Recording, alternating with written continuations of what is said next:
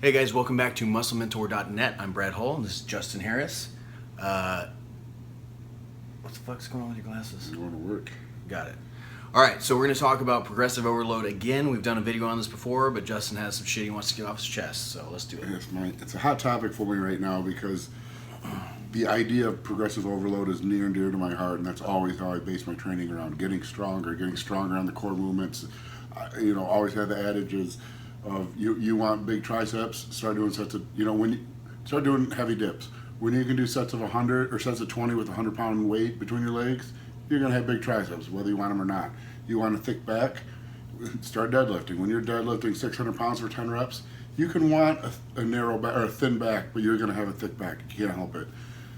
And so I believe in that 100%, and I'm excited and happy to see the progressive overload idea coming back big time right now, and it seems like Jordan Peters is really leading the way, and he's really leading in the true concept of small increments and forcing the overload. I've seen him use as as little as 2.5 pound plates. I think maybe even 1.25 pound plates to force the progressive overload. And so a lot of my clients now which I like, are climbing on that bandwagon. The problem is progressive overload for bodybuilding is a very specific type of progressive overload.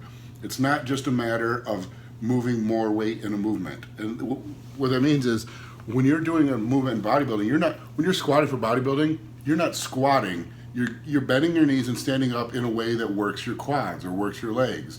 And you should never train a movement. That's why I hate the form police, because form means that there's a proper way to do the movement.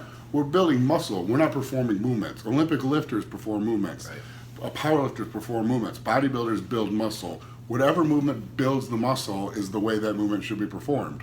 And so that's why a lot of times I try to even stay away from calling movements certain names, because as soon as you call a movement a name and you're doing it not the way that the Bible of that movement says you should do it, the form police jump out at you. Well, everyone's structure is so different. Yeah. So do the movement in the way that you feel it in the muscle without causing pain somewhere else. Yeah. I mean, that's the point of it. But the problem I'm seeing now with progressive overload is that that's the only focus of the workout, and it's no longer about making the muscle get stronger. It's about being able to lift more weight in whatever set you're trying to set the PR in by any means possible. And what I mean by that is, say I'm stuck at 500 pounds for 10 on squat, and so next week I either need to get 500 for 11 or 505 for 10 or whatever, and I'm not feeling as strong. So there's ways I can force that. One way is my warm-up sets, my build-up sets, my pre-PR set. I can stop short of failure. Rather than doing sets of 8 to 10 building up in weight, I start doing only sets of 5. Yeah, I'm not getting, but the problem with that is I'm not getting any muscle growth benefits from those sets. I can take a 10-minute break before my main set. Well, now I'm no longer training as a bodybuilder. I'm training as a power lifter. We're taking as long as it needs to fully recover before that set. Or I can change my stance a little bit. Widen the stance out a little bit, bring the adductors in play a little bit, and take a little strain away from the quads. I get that extra up. Put the bar lower on my back, etc., etc., etc. As soon as you start altering anything in the workout to get higher in weight, in ways other than because the muscle got stronger, you're no longer training bodybuilding for progressive overload. You're just adding weight to a movement. And it's very easy to work a muscle less, even though you're lifting more weight by altering the way you do the movement. So here's a follow-up question then. So what do you do if you can't beat the logbook at that time? Do you change exercises? Like I know in DC training you change exercises, or do you back off for a second, or do you try what do you do? You have to. Maybe you're not going to beat the logbook. You're certainly not going to beat it every set of every movement of every workout, and so it's better to not beat the logbook rather than work the muscle less, just so you can beat the logbook. I mean, it should be obvious, but it's not. The way I prefer to do things, and I don't actually keep a logbook. What I do is I have my iPhone. I'm a typical millennial hippie. I text, I'm on my phone in between sets, taking selfies and checking my Instagram. But in the Notes app, I have a long list of PRs. And for me, they're, because I took a break from the sport, they're recent PRs. If I went by all-time PRs, they would never change because I was a lot stronger when I was younger. But they're recent PRs, and I have a list of exercise.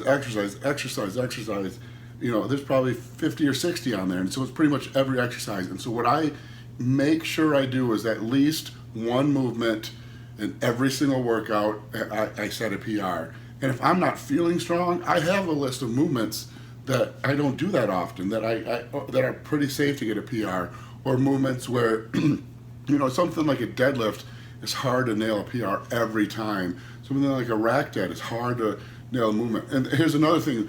Say you set your PR on rack deads and it was your fourth movement in the workout.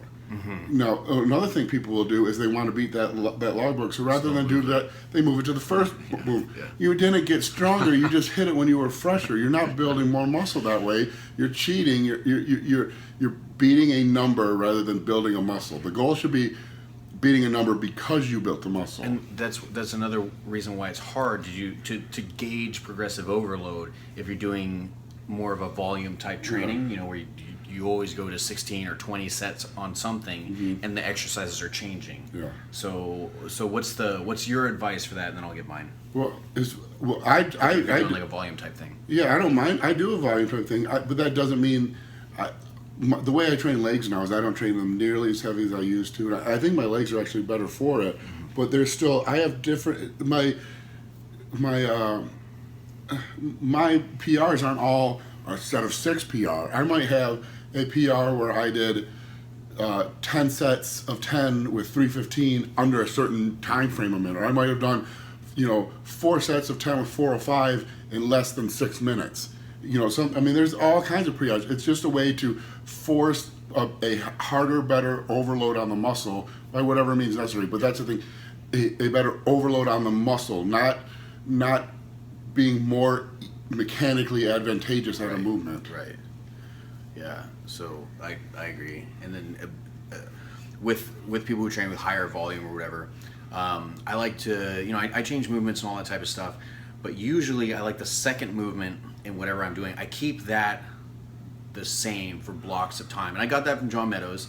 But a great thing that allows for is, even though you're doing higher volume throughout the rest of the workout, that's the one where you really focus on on moving that weight and moving the intensity each training session. So if you are working with a higher volume training, I would suggest keeping your main movement second in the rotation, so you can be warmed up for it. And it's always that same amount of warm up, so it's not like it gets changed around. You're always doing something before it, so you're a little bit fatigued, that way you don't get injured, and then that way you can track it from there.